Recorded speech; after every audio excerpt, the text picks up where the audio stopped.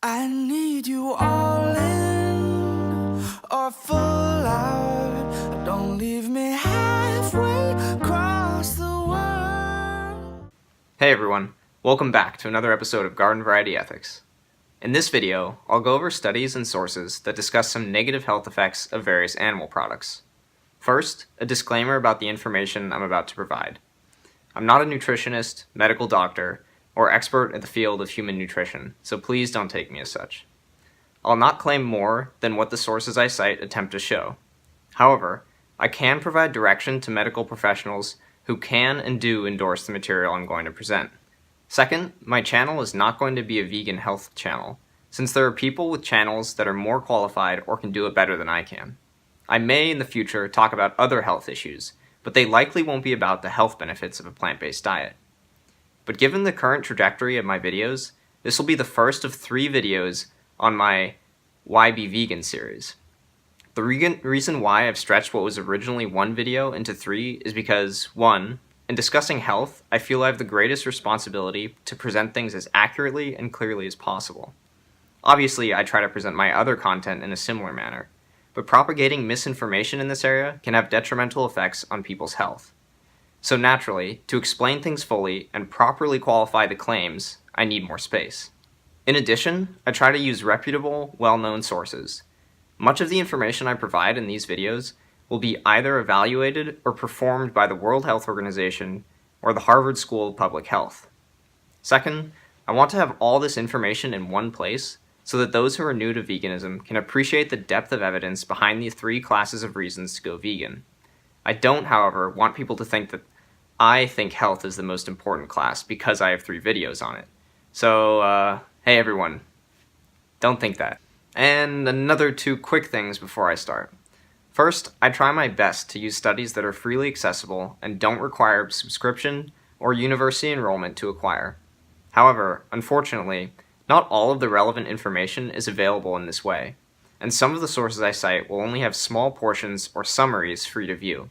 Second, there are thousands of articles out there on these subjects. So how did I pick these ones? And is my selection an accurate representation of the consensus in the field? Or in other words, have I cherry-picked my studies to select only the ones that show evidence of negative health effects and not consider the evidence to the contrary? Well, no. And yes. I say no because, like most of the population, I have considered the evidence to the contrary for most of my life. In fact, I've been convinced by that evidence for a long time, believing that animal protein was better or healthier than plant protein, dairy the best source of calcium, or that increases in saturated fat and cholesterol don't increase the likelihood of developing cardiovascular disease. And I think I accepted this evidence fairly unreflectively because it's ubiquitous in our culture. It's told to us by sources that are supposed to be reliable or have authority, like the government, schools, or even my parents raised me believing that animal product was a part of a balanced diet. But more importantly, I think, because I had something to lose in taking evidence to the contrary seriously, namely the taste of meat and dairy, I didn't think twice about whether animal products deserved a spot on my plate. I accept that now I'm biased to see the health results in a certain way because of my ethical concerns regarding the welfare of animals, but I try to be as non-essentialist as I can to try to control for it.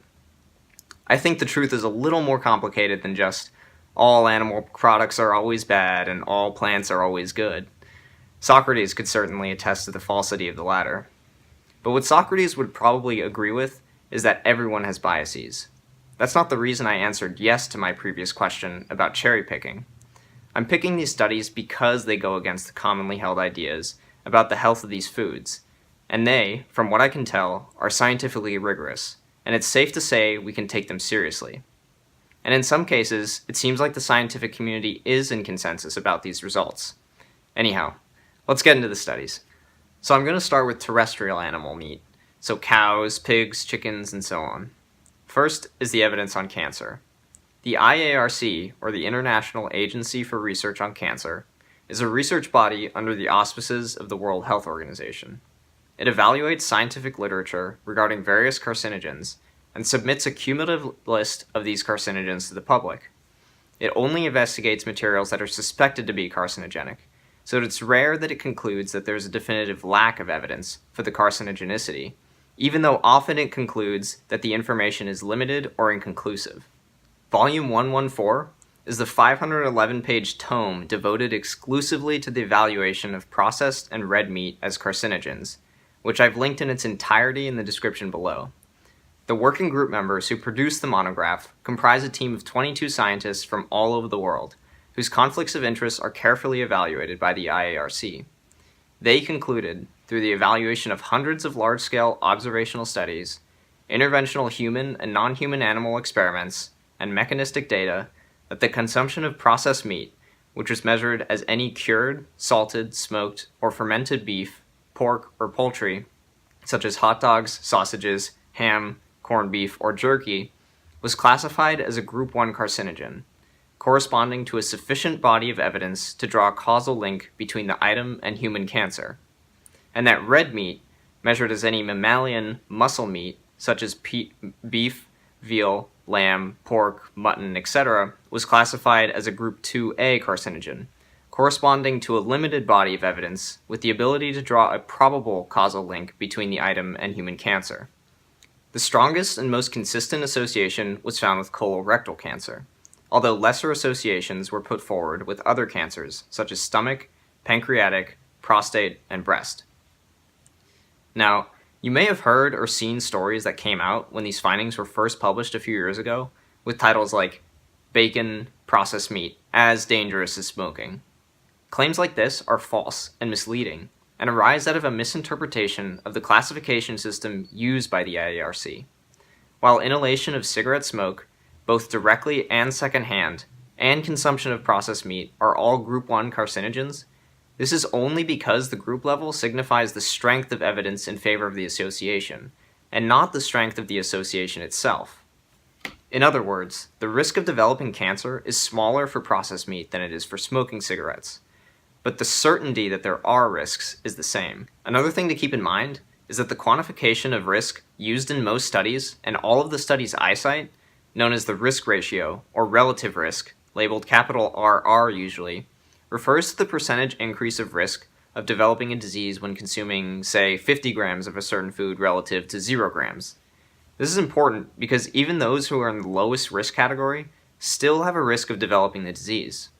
So if the absolute risk of the average person developing colorectal cancer in America is 4.3%, and the relative risk of those eating 50 grams of processed meat compared to those eating 0 grams is 18%, as this meta-analysis I'll go over shortly finds, then your absolute risk rises to just over 5%.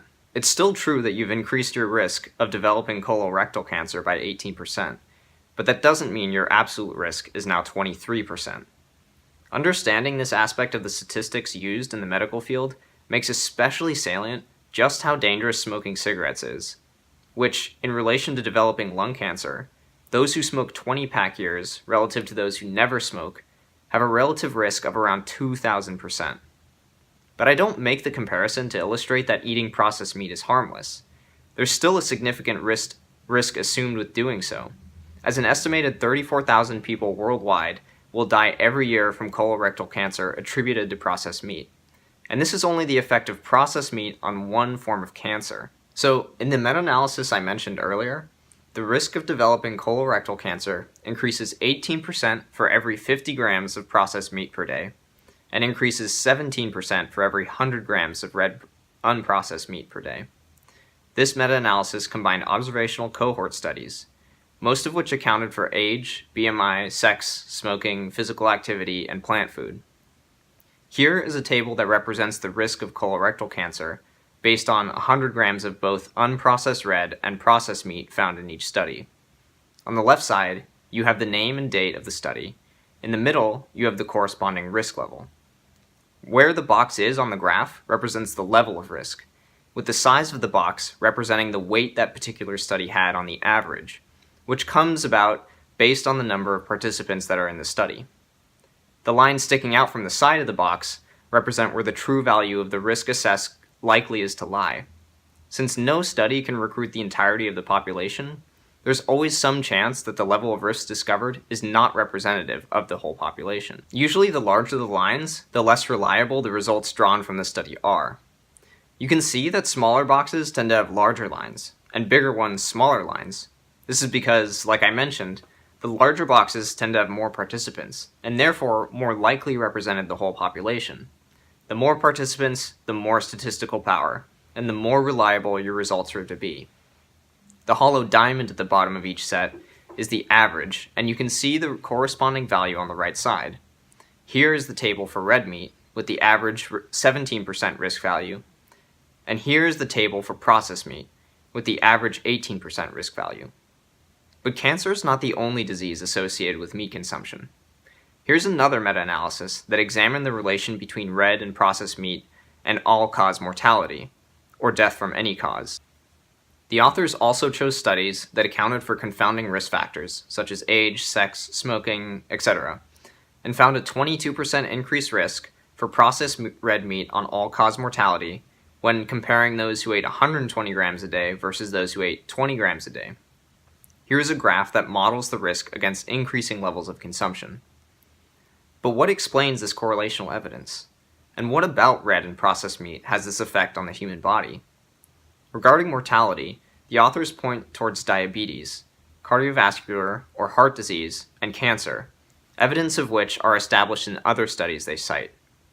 The most recent and comprehensive meta-analysis of type 2 diabetes, with additional evaluation of coronary heart disease, a type of cardiovascular disease, is seen in this 2013 study, which found a 32% increase in type 2 diabetes for every 50 grams of processed meat, and a 15% increase for every 100 gram of unprocessed red meat. This study includes data from the EPIC INTERACT European cohort studies, which followed 340,000 people in 8 countries for 12 years, with multivariate analysis accounting for age, sex, BMI, smoking, alcohol, physical activity, and various dietary habits, as well as 3 Harvard cohort studies, which followed about 200,000 health professionals, about 18 years on average, accounting for many of the same variables. For coronary heart disease, no statistical analyses were performed by the original study, but they referenced the Harvard Nurses study and this meta-analysis, both of which found significant relations between meat consumption and coronary heart disease. Regarding how the diseases develop in humans, especially for cardiovascular disease, the high saturated fat, cholesterol, and salt content are generally attributed as causes, while for things like cancer, mechanistic explanations are reviewed in the IARC volume, with justifications such as heme iron, N-nitroso compounds, which are formed from nitrates added in curing, polycyclic aromatic hydrocarbons, and heterocyclic aromatic amines. These latter compounds tend to form cooking red and processed meat at high temperatures, such as frying, as well as grilling and smoking, where the meat comes into direct contact with open flames, and, according to Volume 114, have moderate to strong evidence of carcinogenicity. The U.S. Department of Health and Human Services also concluded in 2016 that there was sufficient evidence that 4 heterocyclic aromatic amines and 15 polycyclic aromatic hydrocarbons were reasonably anticipated to be human carcinogens, major exposure sources of which, for Americans, are from cooked meats. Well, that's all that I have for today. I mean, I have more, but that's all I can reasonably fit into a video. Keep in mind, I'm not trying to use big chemical names and numbers to scare anyone. All I hope to have done in this video is to provide you all with scientific information regarding the consumption of meat that you may not be aware of or have access to. I think everyone deserves the right to know exactly what they're choosing to put in their bodies, and the effects different foods can have on their overall health. But if any of this information surprises you, or you disagree with it, I highly recommend looking through the sources I cite. I went through a large volume of sources, and I can only do that so thoroughly by myself. Let me know in the comment section if you have reasons to doubt what I've put forward, or have evidence that points in the other direction. Lastly, if you're wondering about the health effects of other animal products, in the next video I'll go over dairy, eggs, and fish, and after that I'll discuss plant-based foods. See you then.